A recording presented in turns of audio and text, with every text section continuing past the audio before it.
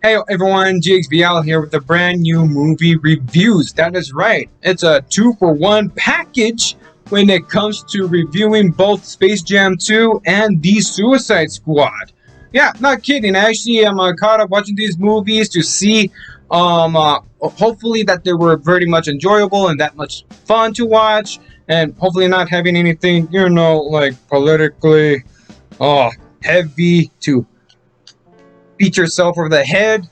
And luckily, I can tell you guys right off the bat that they're not that political at all. They're not that much like woke or HJW. None of that. It really isn't. So good for that, right? Well, at least with one in particular, starting with Space Jam 2.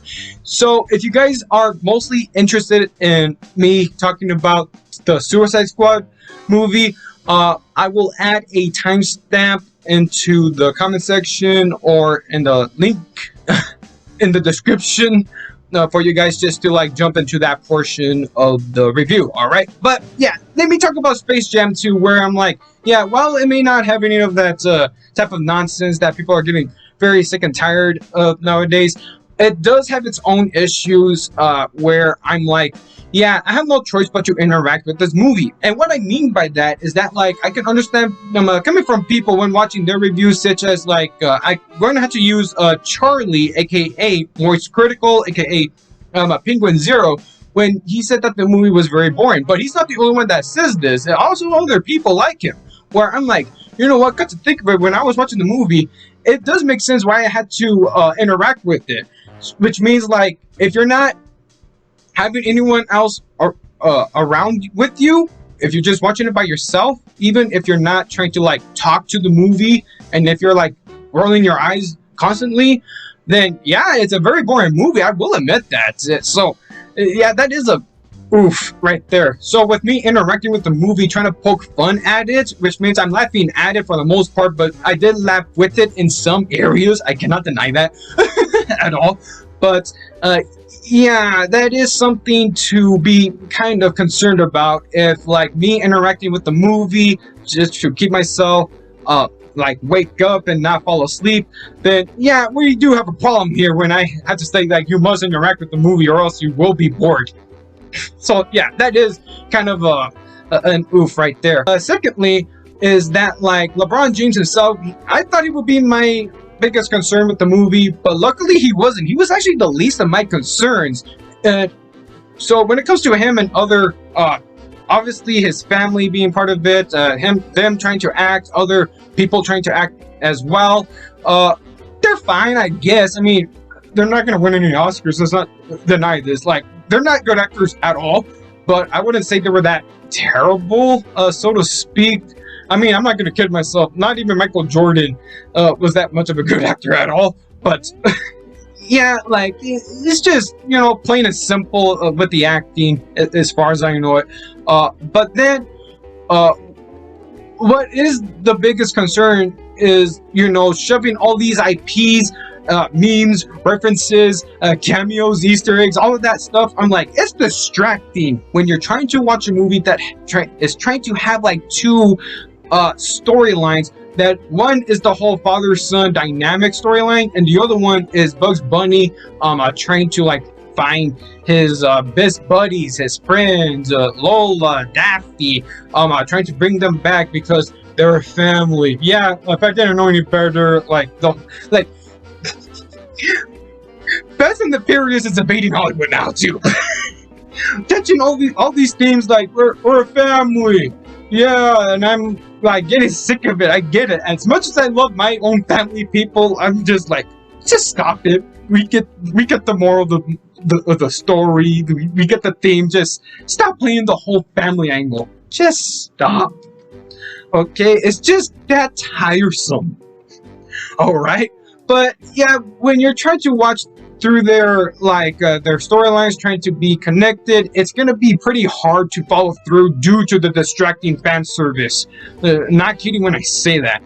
And then the other thing that does kind of irks me is that yeah, I would say that the original had a bit more of a clear focus and being very straightforward, which is let me see. We're gonna try to sell some Nike merchandise. Let me see, Looney Tunes and Michael Jordan. And let me see. We need some sort of story. Oh, I know. Throwing some aliens that are going to capture the Looney Tunes, and also like Michael Jordan's career, right? So yeah, that is pretty much simple. At least it tries to connect well, right? Well, with here though, I'm like, okay then. So we got LeBron James trying to sell Nike merchandise, Looney Tunes, and they're storing our IPs, and let's make it like Ready Player One, but trying to be like Space Jam. What? That's why I'm completely losing my mind, because it's basically Ready Player One trying to be a basketball game. Yeah. So, what are the results for this movie? My conclusion for it, I would say it's somewhat fun but flawed. But again, if you're not interacting with it, yeah, it's objectively bad in every way. For the people who like it and did enjoy out of it, more power to them, especially myself, because I at least kind of enjoy it in a different experience than with others. But yeah, it's definitely not a good movie. I did like some aspects from it, but I did forget to mention the actor who portrayed War Machine from the Marvel Cinematic Universe. He pulled off very great as a villain. I think he was actually one of the best parts from the movie, where it kind of makes up for me at least. Others not so much. I will admit that like Zendaya's acting for Lola was not inherently bad, actually. I thought she was pretty decent. So yeah, the movie deserves like at least maybe 3 Dragon Balls out of 7 Dragon Balls. Yeah, most definitely so. Now, moving on from that one, we're going to talk about the Suicide Squad. Now, I'm going to need to take a brief history when it comes to the likes of not just myself, but also with the likes of the movie's predecessors. So yeah, when it comes to the 2016 movie that was Suicide Squad, that includes the Jared Leto Joker. Thank goodness he's not in this one, but at least he did well in the Zack Snyder cuts. But it was just only a small role, you know. But what I do need to say is that, like, yeah, the whole Suicide Squad being implemented into the movies, at least in live action, did not start off that well, because the 2016 one was pretty much of a music video ad by implementing Hot Topic and Spencer products. It's just very mind-boggling to me, and especially that the story was very predictable, and especially how they were trying to handle, the characters, on how they were trying to bond. It came out very disingenuous, pretty artificial, and especially when two particular actors portraying as the characters, such as the likes of Harley Quinn and Amanda Waller, I say that they significantly improved when watching the Suicide Squad movie. Not kidding. I'm not kidding when I say that, because with Margot Robbie's history of playing as Harley Quinn, she did have a rough start. She definitely had potential, but she didn't had it. In Birds of Prey, it seems like she slightly improved there, but she gave a little bit too much exposition. She did come up a little bit annoying, but she almost had it. Then here, perfect. Like the direction, having a competent outfit, and especially looking a little bit pretty later on, but then going back to looking like a psychopath. That is perfect. That is how Harley Quinn is supposed to be. Not kidding. Margot Robbie did a great job, and when it comes to Amanda Waller, I really hate Amanda Waller in general when it comes to the DC universe. Not just the movies, but also everywhere else, because yeah, her character is very despicable, and it just makes you want to kind of hit her or slap her, but I'm glad there was a side character that was not too much important, but I'm glad that she kind of hit her. I'm like, thank you, because man, she is a beep. Right, but yeah, they really pulled off those characters well, especially other actors that pulled off the other characters. And surprise, surprise, John Cena really convinced me that he was really Peacemaker, and not just being, John Cena the firefighter, not being like how the other just the other so-called actors trying to be somehow in character when you take the likes of Kevin Hart and Dwayne The Rock Johnson, because they're just basically being themselves, but just, reading the lines and that's it. They're, like, it doesn't really convince me. I'm surprised that John Cena really did convince me that he was indeed Peacemaker. So kudos to him. I'm like, we need more improvement like that from these people. I'm not kidding when I say that. I was very impressed by this, which is something I need to say really quick. When I saw the movie trailer, before watching the movie, is that, like, I was very not impressed and I was underwhelmed when watching that movie trailer. I was actually more excited when watching the sneak peek behind the scene preview way before the movie trailer. So whoever worked on that movie trailer deserves to be fired right off the bat, because on how they cut and pieced together the movie, they came off as like the fudge. I was like, how did this one got me excited and this one didn't?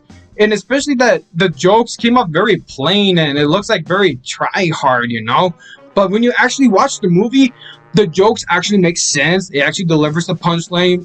Thanks to, like, seeing what you're like, if you're seeing the scenario, it then leads up to the punchline, especially to the joke. I'm like, it really generally made me laugh. So again, fire whoever worked on that movie trailer, for Pete's sake. All right. So moving on from that, is that, like, is the story that good? Is the writing that good, though? Because that is very important, right? Well, I wouldn't say it's that great. I wouldn't say it's that really good. It's at least competent and decent. At least I followed through the story, so at least there's that. So at least I was pulled in, and especially that the actors playing as these characters really got me very invested with those characters. I never knew I would get invested with the likes of, like, the rat catcher's daughter. That's amazing, especially with Polka Dot Man. I'm like, oh my gosh, you guys give them that much character. Like, holy crap, that's really good. I was like, wow. I even got invested with the likes of, I think his name was Bloodsport, if I'm not mistaken, and that actor pulled off very well. If I'm not mistaken, that's the same guy who came out in that Pacific Rim movie a while ago, right? Because, hey, he kind of made me like the character, and I'm really glad to see, I think his name was Captain Red Flag again, and I was actually kind of rooting for him, but then something bad happened to him. When it comes to the other characters being put in here, definitely there was bad stuff happened to them, but I'm not gonna spoil it way too much, nor at all, though, because I really want other people to, like, keep an open mind and to give, like, the movie a fair chance, just like me, because again, that movie trailer was very underwhelming, not that impressive at all. It didn't make me want to watch the movie at all anymore, but I'm glad that there was some positive takes, positive reviews for the movie, which surprised me. So I'm like, you know what? Let me watch the movie myself. And I'm like, wow. I'm glad I did give it a fair chance and kept an open mind. And I try to analyze as the best as I can to see if there was something that really irked me, or trying to see if there was something that might, went under or over my nose. But you know what? Everything is actually fine. There was not much issues I had with it, but I will admit, though, I just not that big of a fan on the take with King Shark's character. I'm not gonna lie, I am not too fond with the whole, like, baby or puppy fight the shark character at all. And he's being voiced by Sylvester Stallone, for Pete's sake. Not kidding at all. And that, well, I would say that the CGI is a very mixed bag. For the most part, but what can you do? It's a DC movie. They always have this issue, so there's nothing new for me to say there at all. But I was kind of surprised that I got a little bit, just a tiny bit, not much of a long shot, just a tiny bit of chills from that Star kaiju villain. I think his name was Starro or Starco, whatever the fudge he is. Like, I just not way too familiar with that type of DC kaiju character, but apparently some or most people do, because I still need to I'm gonna do a proper more research when it comes to like DC Comics characters. But yeah, I thought it was a very good movie overall. It was fun. It was decent at best. I thought I thought I had a blast watching it. I laughed along with it. It's definitely rated R. You do get to see some naughty bits here and there. And I thought that was kind of like, somewhat pleasing. But of course, I felt like, what, I think they're trying to make this very loud and clear. But you know what? I'm fine with that. I'm very, very fine with that. So I would rather rewatch the Suicide Squad than the likes of Suicide Squad 2016. And just to make this loud and clear, it looks like this is both a reboot and a sequel, so to speak, if that makes any sense, because it doesn't look like they want to acknowledge the 2016 movie that much. And heck, I think that would explain there's no 2 in there, so I think that would be best, right? But you know what? I gotta give it. This movie, it definitely earns like 5 Dragon Balls out of 7 Dragon Balls. Yeah, kudos to this movie. Kudos. I would definitely want to buy it on DVD, just like I did with this. I put this in the background, and I think I want to review this sometime in the future. I mean, I already watched it, but I planning to do a rewatch. I'm back at my grandma's whenever, I'm not around in my own room, But, yeah, that's all I had to say. What do you guys honestly think about these 2 movies? Did you like them, dislike them? Do you have an indifferent opinion? Is there something you want me to challenge on? Let me know in the comments below. This is Majix VL saying off right now. Later.